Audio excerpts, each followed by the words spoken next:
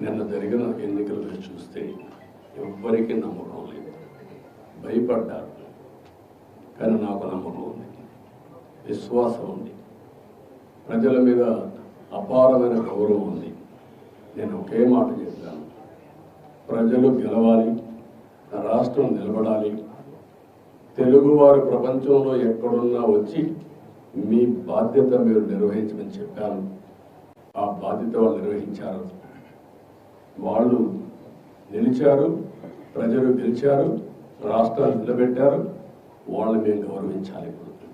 ఆ కార్యక్రమానికి శ్రీకారం చుట్టాం. నేను ఏ ఒక్కరి వ్యక్తిని కాదు, వెంకటేశ్వర స్వామి సమక్షంలో చెప్తున్నా, నేను అందరి వాటిని 5 కోట్ల ప్రజల మనిషిని, నేను 5 కోట్ల ప్రజలకు సంబంధించిన వ్యక్తిని. అయితే ఇక్కడ పనిచేసినప్పుడు రకరకాల మీడియా ఉన్నారు, మీరు ఒక పని చేశారు. కొంతమంది అయితే ప్రజాస్వామ్యం కోసం పోరాడి నిద్రపోని రాత్రులు కోర్టు చుట్టూ దిగే పరిస్థితి, మీ మనోభావాలు వాస్తవాలను కూడా చెప్పలేని దుస్థితి మీరు అనుభవించారు. రాజకీయ పార్టీ నాయకులు, రాజకీయ పార్టీ కార్యకర్తలు విపరీతమైన క్షోభ అనుభవించారు. సాటర్డే వస్తే ఎక్కడ ప్రొక్లైన్ వస్తుందో, లేకపోతే ఎక్కడ 41 కేసులు పెట్టి అరెస్ట్ చేసేస్తారని అందరూ భయపడిన రోజులు, నిద్ర లేని రోజులు. ఇప్పుడు ఎక్కడ చెట్లు నరికే పని లేదు, అర్థాలు కట్టే పరిస్థితి లేదు, లేకపోతే ప్రొక్లైన్ పంపించే పరిస్థితి లేదు. కానీ ప్రజాపాలన స్టార్ట్ అయింది. ఈ రోజు నుంచి అయితే మళ్ళీ చెప్తున్నా, ఇంకొక పక్కన ఉద్యోగస్తులు కూడా నిన్నటి చాలా ఇబ్బంది పడ్డారు, ఇంకొక పక్కన సోషల్ యాక్టివిస్టులు ఇబ్బంది పడ్డారు. ప్రజలు కూడా మాకు ఇది అన్యాయం జరిగిందని చెప్పుకోలేని పరిస్థితిలో ప్రజలు కూడా ఇబ్బంది పడ్డారు. ఒకరిని కాదు, అన్ని వర్గాలు ఇబ్బంది పడ్డారు. కానీ ప్రతి ఒక్కరికి న్యాయం జరుగుతుందని నా మీద హోప్ పెట్టుకున్నాను. ఆ హోప్ని నేను నిరూపించుకోవాలి. ఏ వర్గంలో ఇబ్బంది పడ్డారో, నష్టపోయారో అందరూ నిర్ణయం చేయాలి. ఈ వెంకటేశ్వర స్వామిని కోరుకుంటున్నా, తద్వారా రాష్ట్రంలో ఉండే ప్రజలు ప్రతి ఒక్కరికి విజ్ఞప్తి చేస్తున్నా, ఇది ప్రారంభం మాత్రం. జరిగిన నష్టం అపారం. 5 సంవత్సరాలు జరిగిన నష్టం 30 సంవత్సరాలు రాష్ట్రం వెనుకబడిపోయింది. ఇది తిరిగి పునర్నిర్మాణం చేసుకోవాలి. భగవంతుడు ఆ శక్తి తెలుగుదేశానికి ఇచ్చాడు. అందుకనే ఎక్కడ రాగద్వేషాలు లేవు. అదే సమయంలో ప్రజలు కూడా కోరుతున్నాం, ఓట్లు వేసాం, మా బాధ్యత అయిపోయిందని కాకుండా అనునిత్యం మమ్మల్ని నడిపించండి, ఆశీర్వదించండి, ప్రభుత్వంలో భాగస్వాములు కండి. అప్పుడే ఈ చైతన్యంతో ఈరోజు ఏ వర్గంలో ఇబ్బంది పడ్డారో, నష్టపోయారో అందరూ నిర్ణయం చేయాలి. ఈ వెంకటేశ్వర స్వామిని కోరుకుంటున్నా, తద్వారా రాష్ట్రంలో ఉండే ప్రజలు ప్రతి ఒక్కరికి విజ్ఞప్తి చేస్తున్నా, ఇది ప్రారంభం మాత్రం. జరిగిన నష్టం అపారం. 5 సంవత్సరాలు జరిగిన నష్టం 30 సంవత్సరాలు రాష్ట్రం వెనుకబడిపోయింది. ఇది తిరిగి పునర్నిర్మాణం చేసుకోవాలి.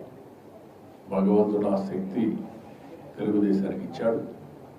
అందుకనే ఎక్కడ రాగద్వేషాలు లేవు.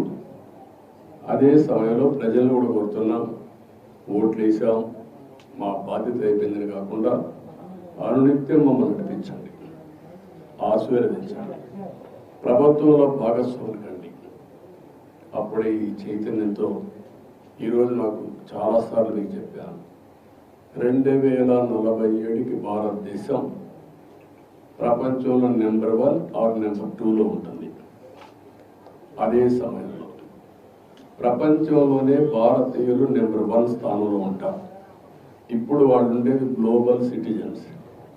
హైయెస్ట్ పర్ క్యాపిటల్ ఇన్కమ్ వాళ్ళకే వస్తూ ఉంది. ఏ దేశానికి పోయినా, అమెరికాకు పోయినా, ఆస్ట్రేలియాకు పోయినా, ఆఫ్రికాకు పోయినా, స్విట్జర్లాండ్కి పోయినా, ఎక్కడ ఒక పాష్ లొకాలిటీ ఉంటే అక్కడికి పోతే అక్కడ ఇండియన్ ఉంటాడు, అందులో 30% తెలుగు వాళ్ళు ఉంటారు. అంటే ఎన్నేళ్ళు, 20 సంవత్సరాలు 25 ఏళ్ళు సాధించాం. ఇది సాధించామంటే ఆ రోజు భారతదేశంలో ఆర్థిక సంస్కరణలు వచ్చిన తర్వాత టెక్నాలజీని అందిపుచ్చుకున్నాం, ఐటీని అందిపుచ్చుకున్నాం. అందిపుచ్చుకున్న తర్వాత అంచెలంచెలుగా ముందుకు పోయి ఈరోజు ఆర్టిఫిషియల్ ఇంటెలిజెన్స్ వరకు వచ్చేసే పరిస్థితికి వచ్చాం. భారతీయులు మన ది బెస్ట్ ఆంటర్ప్రినర్స్గా తయారయ్యారు. అదే సమయంలో మీరు చూస్తే రాబోయే రోజుల్లో కార్పొరేట్ గవర్నెన్స్, పబ్లిక్ గవర్నెన్స్లో భారతీయులు పెద్దగా రాణిస్తారు. సర్వీస్ ఎకానమీలో భారతీయుల యొక్క సేవలు ప్రపంచానికి అవసరం. ప్రపంచం మొత్తం కూడా యాక్సెప్ట్ చేసే only one community, Indian community. అందులో అగ్రస్థానంలో తెలుగు జాతి. అందుకే ఇవన్నీ గుర్తుపెట్టుకొని నేను ఒక ఇది పెట్టుకున్నాను. 2047కి నా ఆలోచన, నా విజన్, నా కమిట్మెంట్ తెలుగు జాతి ప్రపంచంలో నెంబర్ 1గా ఉండాలి. నెంబర్ 2 పేదరిక నిర్మూలన ఎంత తొందరగా వీలైతే అంతవరకు చేయాలి. Zero poverty state. ఆంధ్రప్రదేశ్ రాష్ట్రం నెంబర్ 1 రాష్ట్రంగా ఉండాలి. తెలంగాణ రాష్ట్రం కూడా బాగుండాలి. నేను తెలుగు జాతికి పెద్దగా ఉంటాను తప్ప ఒక 50%, 30% కాదు. ఫస్ట్ నేను చెప్పాను. నేను ఆ రోజు హైదరాబాద్ అభివృద్ధి చేసినప్పుడు, విభజన జరిగినప్పుడు ఒకటే మాట చెప్పాను. విభజన జరిగింది, హైదరాబాద్ తెలంగాణకి వెళ్తుంది. మళ్ళీ నేను కష్టపడి మళ్ళీ ఒక నగరాన్ని నిర్మాణం చేయడమే కాకుండా ఆంధ్రప్రదేశ్ని అభివృద్ధి చేసి రుణం తీర్చుకుంటాను వచ్చాను.